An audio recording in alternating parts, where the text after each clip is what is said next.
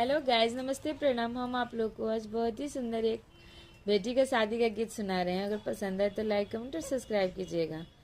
आंगना मेरो वेली दुलारी धिया, दुआरा बाजेला बाजन।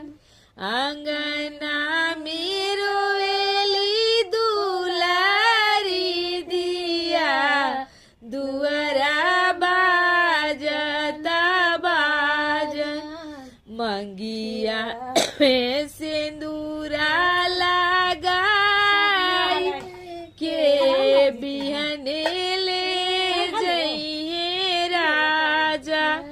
मंगिया में सिंदूरा बाराई के बिहने ले जइए राजा।